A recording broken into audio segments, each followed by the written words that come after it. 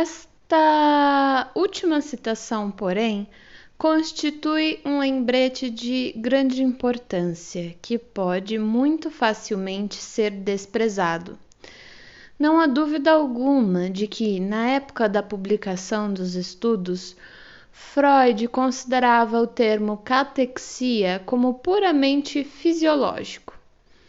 Isto é, comprovado pela definição do termo dada por ele na parte 1, seção 2 de seu, abre aspas, projeto para uma psicologia científica, fecha aspas, com o qual sua mente já estava ocupada, como se verifica nas cartas a Flies, e que foi escrito apenas alguns meses depois.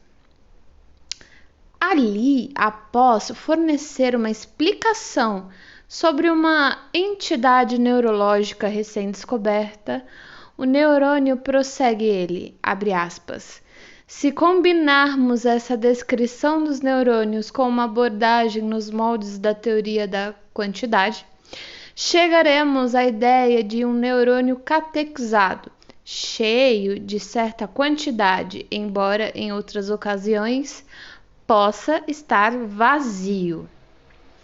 A propensão neurológica das teorias de Freud nesse período é indicada ainda pela forma como o princípio da constância é enunciado no mesmo trecho do projeto.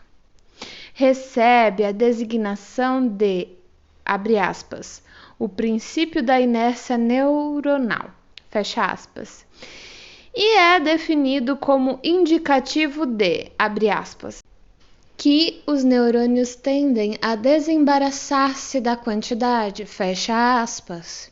Revela-se assim um notável paradoxo. Breuer, como veremos adiante, declara sua intenção de tratar o assunto da histeria em moldes puramente psicológicos. Abre aspas. No que se segue, pouca menção será feita ao cérebro e absolutamente nenhuma às moléculas. Os processos psíquicos serão tratados na linguagem da psicologia. Fecha aspas. Na verdade, porém, seu capítulo teórico versa basicamente sobre as excitações intracerebrais e sobre paralelos entre o sistema nervoso e as instalações elétricas. Por outro lado, Freud dedicava todas as suas energias a explicar os fenômenos mentais em termos fisiológicos e químicos. Não obstante, como ele próprio confessa com pesar, seus casos clínicos têm a forma de contos e suas análises são psicológicas. A verdade é que, em 1895, Freud encontrava-se a meio caminho no processo de passar das explicações fisiológicas dos estados psicopatológicos para as explicações psicológicas. Por um lado, propunha o que era, em linhas gerais, uma explicação química das neuroses atuais, neurastenia e neurose de angústia. Em seus 2 artigos sobre neurose de angústia, 1895b e 1895f. E, por outro lado, propunha uma explicação essencialmente psicológica em termos de defesa e recalcamento. Para a histeria e as obsessões, em seus 2 artigos sobre as neuropsicoses de defesa, 1894A e 1896B, sua formação anterior e sua carreira como neurologista levavam-no a resistir à aceitação das explicações psicológicas como definitivas. E ele estava empenhado em elaborar uma estrutura complexa de hipóteses destinadas a possibilitar a descrição dos eventos mentais em termos puramente neurológicos. Essa tentativa culminou no abre aspas, projeto, fecha aspas. E foi abandonada não muito depois.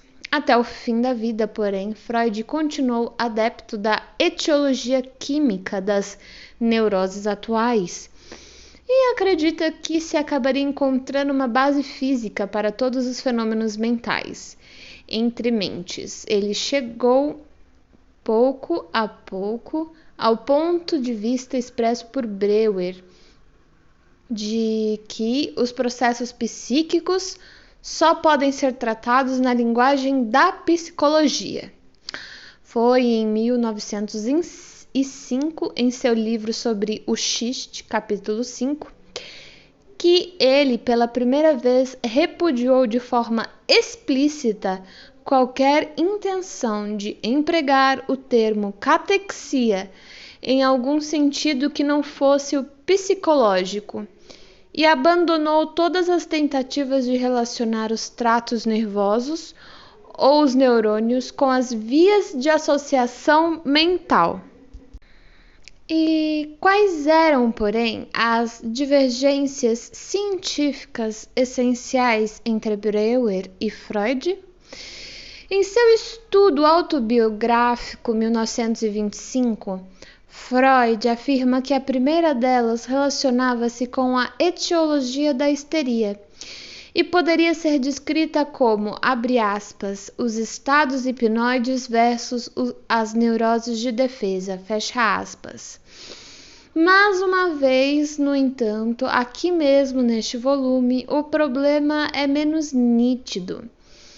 Na, abre aspas, comunicação preliminar, fecha aspas, elaborada em conjunto, ambas as etiologias são aceitas.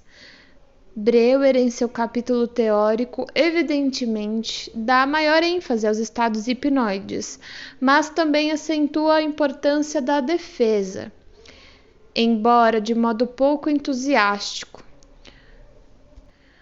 Freud parece aceitar a noção dos estados hipnoides no caso clínico de Catarina e de modo menos definitivo no caso da senhorita Elizabeth.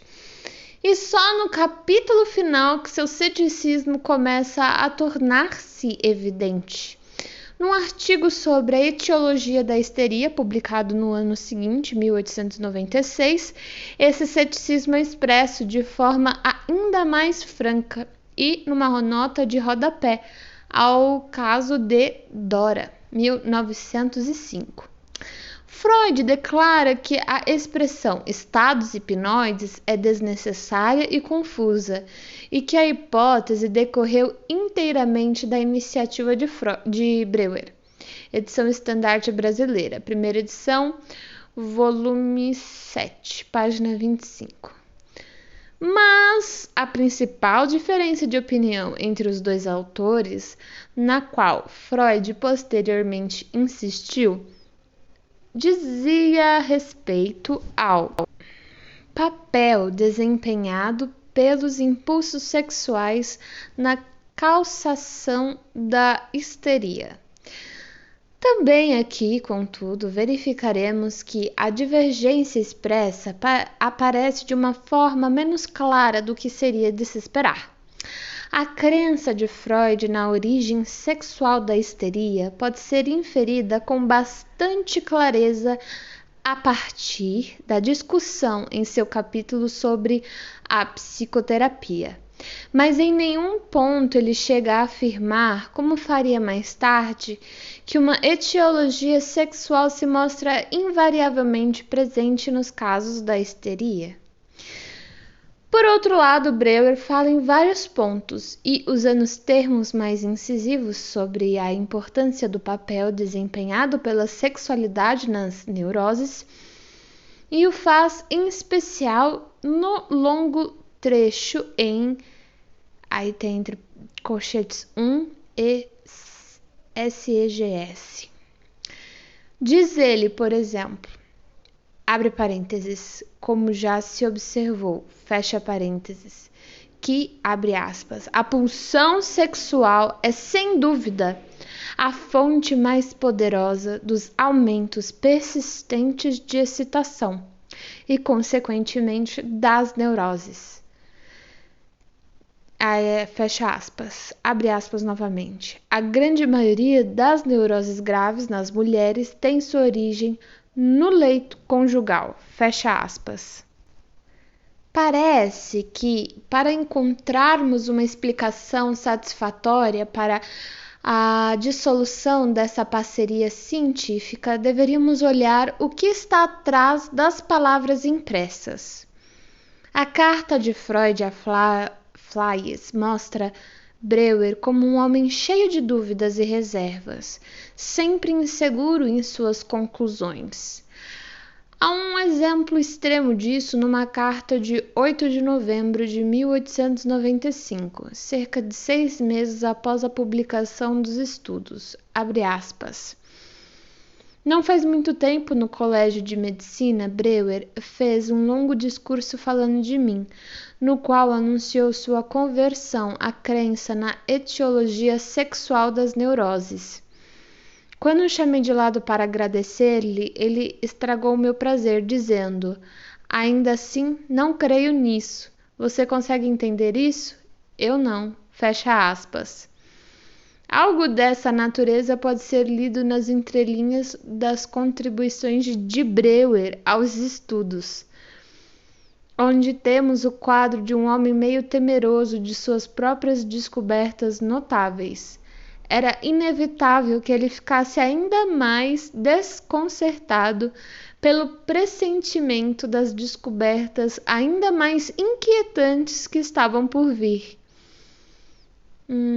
E era inevitável que Freud, por sua vez, se sentisse prejudicado e irritado com as incômodas hesitações de seu companheiro de trabalho. Seria enfadonho enumerar os muitos trechos nas obras posteriores de Freud, nos quais ele se refere aos estudos sobre a histeria e a Breuer. Porém, algumas citações ilustrarão a variação da ênfase em sua atitude para com eles. Nos numerosos relatos abreviados de seus métodos terapêuticos e das teorias psicológicas que publicou durante os anos logo após o lançamento dos estudos, Freud se esforçou para ressaltar as diferenças entre a psicanálise e o método catártico. As inovações técnicas, a extensão de seu processo quanto às outras neuroses que não a histeria, o estabelecimento da motivação da defesa, a insistência numa etiologia sexual e, como já vimos, a rejeição final dos estados hipnoides. Ao chegarmos à primeira série das obras principais de Freud, os volumes sobre os sonhos, 1900, Praxias, 1901, Xistes, 1905 e Sexualidade, 1905, naturalmente há pouco ou nenhum material retrospectivo. E é somente nas 5 conferências proferidas na Universidade de Clark, em 1910, que vamos encontrar um levantamento histórico extenso. Nessas conferências, Freud parecia ansioso por estabelecer a continuidade entre a sua obra e a de Breuer. Toda a primeira conferência e grande parte da segunda são dedicadas a um resumo dos estudos, e a impressão era a de que não Freud, sim Breuer, era o verdadeiro fundador da psicanálise. O longo levantamento retrospectivo seguinte na, abre aspas, História do Movimento Psicanalítico, fecha aspas, 1914, teve um tom muito diferente. Todo o artigo, naturalmente, teve uma intenção polêmica, e não é de surpreender que, ao esboçar a história inicial da psicanálise, Freud frisasse mais suas divergências com Breuer do que sua dívida para com ele, e que revogasse explicitamente sua visão de Breuer como fundador da psicanálise. Também nesse artigo, Freud discorreu largamente sobre a incapacidade de Breuer para enfrentar a transferência sexual e revelou o lastimável evento que encerrou a análise de Ana O. A seguir veio o que parece ser quase uma amende já mencionada. A inesperada atribuição a Breuer na distinção entre a energia psíquica ligada e não ligada e entre os processos primários e secundários, não tinha havido nenhuma sugestão dessa atribuição quando essas hipóteses foram originalmente introduzidas por Freud em A Interpretação dos Sonhos. Ela foi feita pela primeira vez numa nota de rodapé à seção 5 do artigo metapsicológico sobre, abre aspas, o inconsciente, 1915, fecha aspas. E repetida em Além do Princípio do Prazer, 1920. Não muito tempo depois, houve algumas frases de louvor num artigo preparado por Freud para o Handwörterbuch de Marcuse, 1923. Abre aspas. Numa seção teórica dos estudos, Breuer propôs algumas ideias especulativas sobre os processos de excitação da mente. Essas ideias determinaram a direção das futuras linhas de pensamento. 3 pontinhos, fecha aspas. Mais ou menos na mesma orientação, Freud escreveu um pouco depois, numa contribuição para uma publicação norte-americana, 1924, abre aspas. O método catártico foi o precursor imediato da psicanálise. E, apesar de toda a amplitude da experiência, de todas as modificações da teoria, ainda se acha contido nela como seu núcleo, fecha aspas. O longo levantamento histórico de Freud que se seguiu, um estudo autobiográfico, 1925, pareceu mais uma vez afastar-se da obra conjunta, abre aspas. Se o relato que fiz até agora, fecha aspas, escreveu, abre aspas, levou o leitor a pensar que os estudos sobre a histeria, em todos os pontos essenciais de seu conteúdo, tenham sido um pouco da mente de Breuer, isso é precisamente o que eu mesmo sempre sustentei. No tocante à teoria formulada no livro, fui parcialmente responsável, mas numa medida que hoje não é mais possível determinar. Aquela teoria, de qualquer modo, era despretensiosa e mal foi além da descrição direta das observações, fecha aspas. E acrescentou que, abre aspas, teria sido difícil adivinhar pelos estudos sobre a histeria a importância que tem a sexualidade na etiologia das neuroses, fecha aspas. Passando mais uma vez a descrever a relutância de Breuer em reconhecer este fato. Logo depois disso, Breuer faleceu, e talvez seja apropriado encerrar essa introdução à obra conjunta com uma citação do necrológio feito por Freud sobre seu colaborador, 1925. Depois de comentar a relutância de Breuer em publicar os estudos e de declarar que o principal mérito dele próprio em relação a essa obra fora o de haver persuadido Breuer a concordar com seu lançamento, prosseguiu, abre aspas, na época em que ele aceitou minha influência e estava elaborando os estudos para a publicação, seu julgamento do significado da obra pareceu confirmar-se. Creio, disse-me ele, que esta é a coisa mais importante que nós dois temos a dar ao mundo, além do caso clínico de sua primeira paciente. Breuer redigiu um artigo teórico para os estudos.